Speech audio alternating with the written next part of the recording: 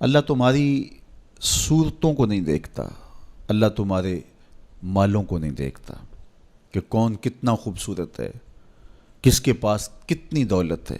نہ تمہاری صورتیں دیکھتا ہے، نہ تمہارے بنگلے دیکھتا ہے، نہ تمہاری جائیدادیں دیکھتا ہے، نہ تمہارا بینک بیلنس دیکھتا ہے۔ اسے تمہاری صورتوں سے غرض نہیں ہے، اسے تمہارے اموال سے سروکار نہیں ہے۔ وَلَٰكِن يَنظُرُ إِلَىٰ قُلُوبِكُمْ وَأَعْمَالِكُمْ، وہ تمہارے دل دیکھتا ہے اور تمہارے عمل دیکھتا ہے۔ تمہارے کپڑے پھٹے پرانے ہیں، جھونپڑے میں رہتے ہو، لیکن عمل خوبصورت ہیں۔ تمہارا دل قلب سلیم ہے، اس دل میں اللہ کی محبت، اللہ کا پیار رکھا ہے، اللہ جل شانہ کے محبوب کا پیار رکھا ہے، تو وہ دل خوبصورت ہے۔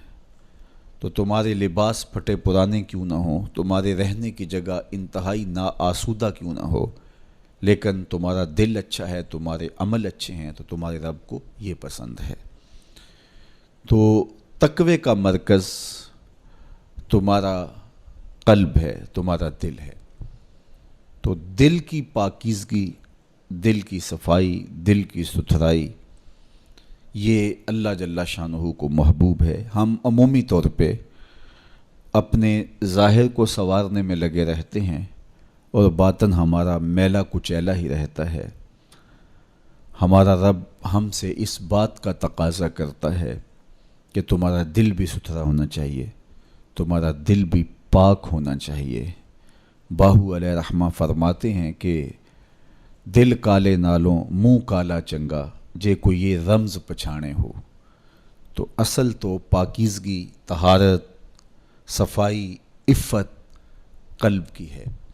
تو اس لیے اللہ تعالیٰ جل شانہ نے مومنین کے قلوب کی پاکیزگی، طہارت اور صفائی اور عفت کا تقاضا اہل ایمان سے کیا ہے۔ اللہ جل شانہ نے بندوں کو جو عزت، وقار اور شہرت عطا کی ہے، تو اس کا معیار تقوی کو قرار دیا۔ کون کتنا معزز ہے، یہ اس کی دولت سے نہیں ناپا جا سکتا، اس کے قبیلے اور اس کے خاندان سے نہیں جانچا جا سکتا، اس کے لباس سے آپ یہ اندازہ نہیں کر سکتے کہ یہ معزز شخص ہے۔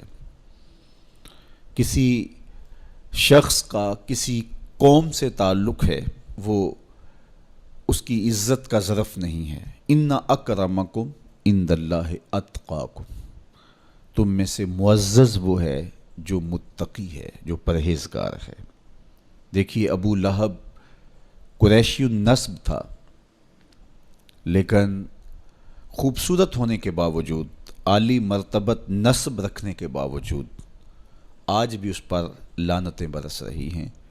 اور بلال حبشی رضی اللہ تعالیٰ عنہ رنگ کے کالے تھے اور نسباً غلام تھے، لیکن تقوی کی دولت نے، ایمان کی دولت نے ان کو اس مقام پہ کھڑا کر دیا کہ وہ ہاشمی النسب شخص تقوی اور ایمان کی عدمیت کی وجہ سے ان کے قدموں سے لگی ہوئی دھول تک بھی نہ پہنچ سکا، اور وہ عزتوں کے اس شرف کو حاصل کرتے ہیں جو انہی کا مقسوم ہے۔